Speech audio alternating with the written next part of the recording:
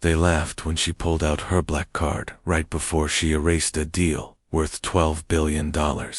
Inside a luxury dealership, a black woman was ignored, mocked, and accused of fraud while cameras rolled and customers watched.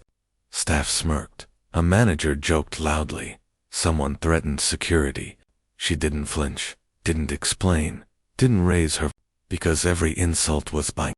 And when she finally spoke, it wasn't to defend herself. It was to make a single call that collapsed careers, canceled futures, and taught everyone in thought room how expensive disrespect can. The dealership was busy, loud, and confident. Salespeople moving fast, voices sharp, laughter easy. This was a place trained to smell money before it spoke. Imani Rhodes entered with a hesitation. No one looked up. A white couple was greeted immediately. An author customer was offered coffee. Imani stood 3 steps inside the showroom.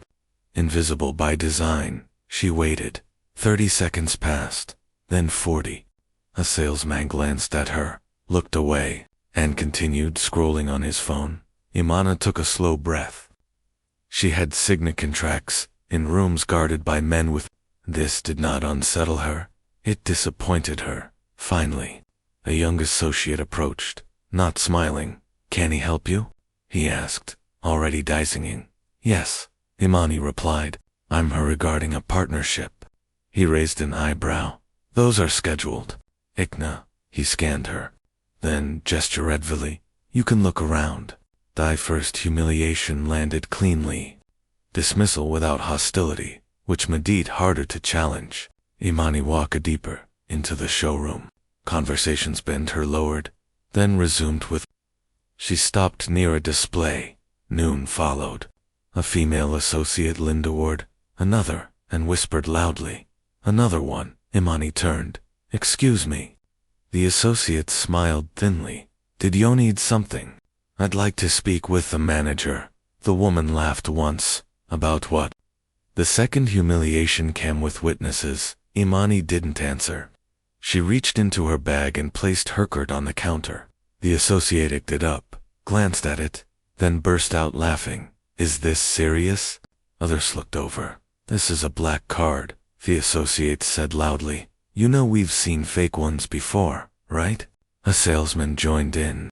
"They sell these online now." Phones came out.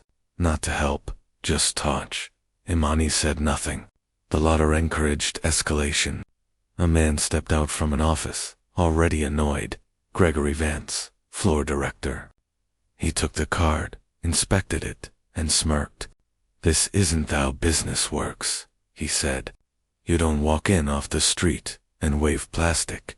It's metal," Imani said. Gregory scoffed.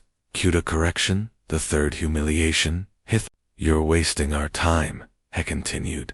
"And filming scams here isn't smart." "I'm not filming," Imani replied. "Yet," he said security. A guard approached uncertain. Gregory raised his voice deliberately. "She's attempting fraud. I want hair removed." Customers stopped pretending not to watch. Imani looked at Dagard. "Please don't touch me." Gregor allowed. "She's dramatic now." Imani turned back to him. "Run the card." Gregory shrugged, gladly. He slammed it into the terminal. "Processing." He smirked at the crowd. "Watch this." Approved. The terminal chimed. The room Gregory frowned and tried again. Approved. The laughter died. "That doesn't mean anything," Gregory snapped quickly. "Cards can be stolen." Imani nodded. "Then verify the account." Gregory hesitated, then waved toward the back. "Get finance." A manager rushed over, nervous now. He checked the terminal, then the screen, then looked at Imani again, this time differently. "Sir," he said quietly, "this account?" Gregory cut him off. "I don't care. She's still trespassing." Imani reached into her bag again, slower this time, and placed her phone on the counter. She dialed one number and put it on speaker. It rang once. A voice answered. "Rod's Global Holdings." Gregory froze. "Visas Imani," she said. "I'm at the downtown dealership."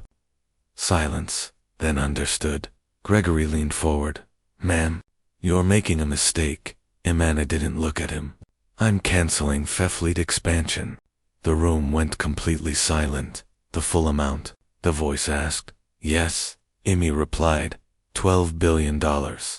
Gregory laughed once, sharp, and, that's not real. It is and it's done. The call ended. No speech followed. No explanation.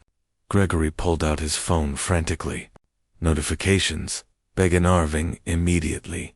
His face drained. Behind him. Sales associates check at their own devices. Whispers turned to panic within minutes. 2 executive riven breathless. Suits unbuttoned. They didn't look at Gregory. One spoke directly to him. We need to move this conversation upstairs. No, Imi said. You need to stay right here. Gregory tried again. You didn't say who you were. Imani finally looked at him. You never asked. A security supervisor approached Gregory, Notamani, and quietly requested his badge. The showroom felt smaller now. Ani executive began issuing instructions under his breath. Another typed rapidly. Emails were being sent. Accounts frozen, calendars wiped. Imani remained where Esh was. Gregory whispered by, please. Imani didn't respond. A human resource representative arrived and handed Gregory a tablet. He stared at a ton moving across the room. The associate who had logged earlier began to cry. No one spoke for a long moment. Then Imani picked up her card. I came to confirm how you treat people, she said, voice level. Now I know. She didn't walk out, sir. She didn't pause. She didn't turn back. The executive stayed behind, issuing damage control orders Cinto phones that wouldn't stop ringing. Gregory sank into a chair as messages stacked on his screen. Termination, investigation, legal review. By the time the dealership returned Toit's usual noise, the deal was already gone, and it was never coming back.